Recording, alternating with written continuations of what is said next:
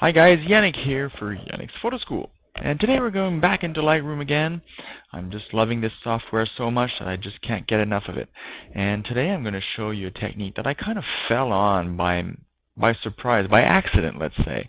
I was wanting to convert one of my color images into black and white, and when I selected grayscale here in Lightroom, there was still color in the image, and it was very subtle, and it looked really cool. And I thought, oh, where's that color coming from? Until I realized that I had added a graduated filter, a gradient filter, sorry, a color one, a little orange tint here, a little purple tint there, and that had actually stayed when I converted my image to black and white. Those filters were still there and still active. And I thought, wow, this is really, really cool. I have to show my readers how to do this. This is really awesome. So this is what we're going to do today. It's very similar to split toning, where you convert an image to black and white, and then you use the split toning features in Lightroom. If you haven't seen that, click on the link in this post and go see that tutorial that I did not too long ago. Now, let's look at this first image that I took back in Western Canada in the Rockies, and let's convert this to black and white.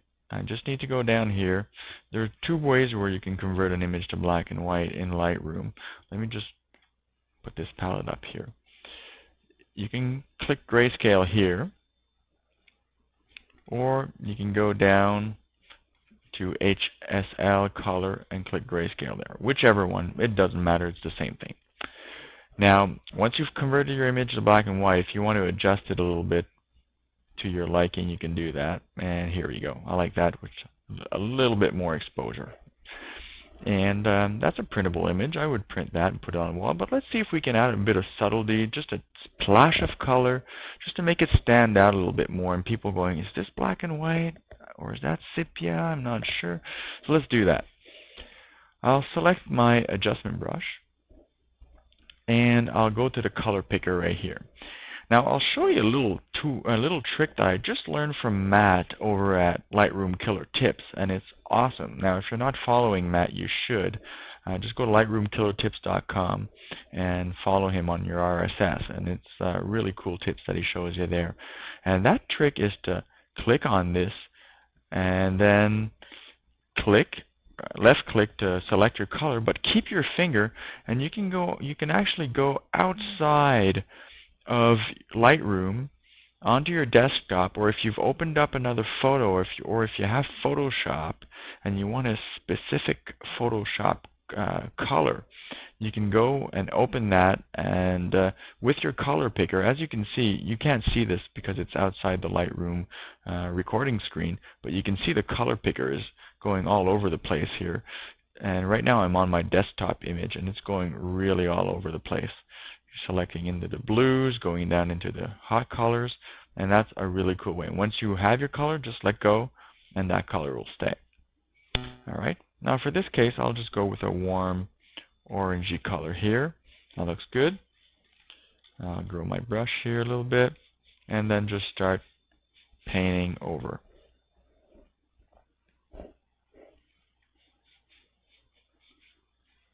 A little bigger, go faster here.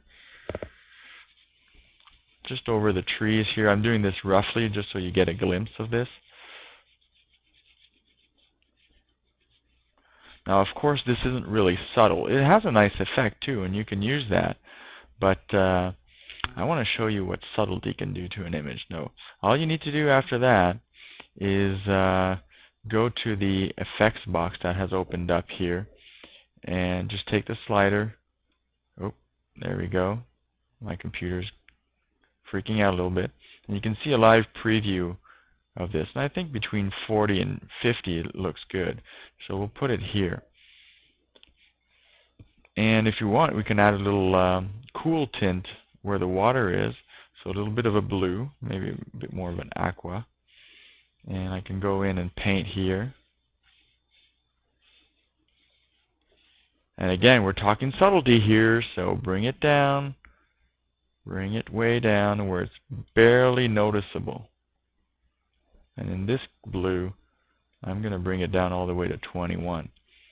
And we can do that and take a darker blue here and maybe paint back here in the shadows, just so that it kind of brings us back for that water and creates balance. And again, we're talking subtlety here. So bringing this down, if my Lightroom can start freaking out on me, that'd be good. There you go. And that's the subtlety of it. Now if I take away the adjustment brush points, you can see that we have a nice black and white image with some subtle colors into it. And you could print that, put that on a wall. If you still find them subtle, you can just go back to each point and put some more color in or less.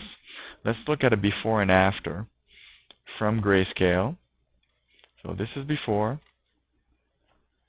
and this is after. Isn't that cool? That's a really, really cool feature in Lightroom that's so easily done. It's all masks, so it's non-destructive. And what I'll do is I'll just show you another image and how I applied it to that image as well. So let me just click on this next image of this beautiful pelican.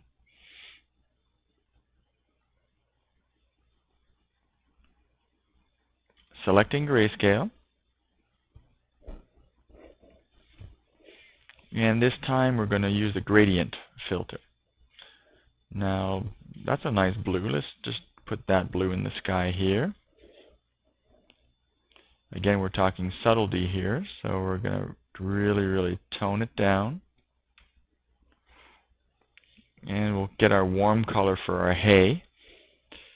And we're going to bring that up. Even if it goes into the sky, it makes a nice blend, and that's perfect. And then we can use the adjustment brush for the pelican and go get that blue, maybe more of a feathery blue, I would call it, just for the top of the feathers here.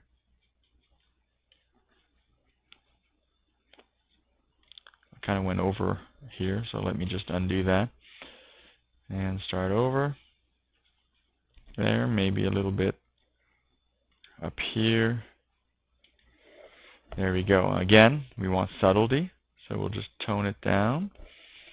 And a reddish color for underneath here. Let's say the sun's bouncing on that hay, hitting the bottom feathers. Just want to get that subtlety there. And that actually looks good right there. Maybe tone it down just a tad. And there you go. If I look at the before, Grayscale, and after, just subtle colors added very simply and easily with the graduated filter and the adjustment brush, and you got yourself some cool artistic photos that you can print, put on your walls, and people are going to go, wow, is that black and white? Or you just have a hint of color in there, it looks good with your furniture, blah blah blah. Have them praise you, and you can just tell them that it was so difficult to do, and that if you tell them the secret, you have to kill them. This is Yannick Chauvin signing out for Yannick's Photo School. See you later. Bye-bye.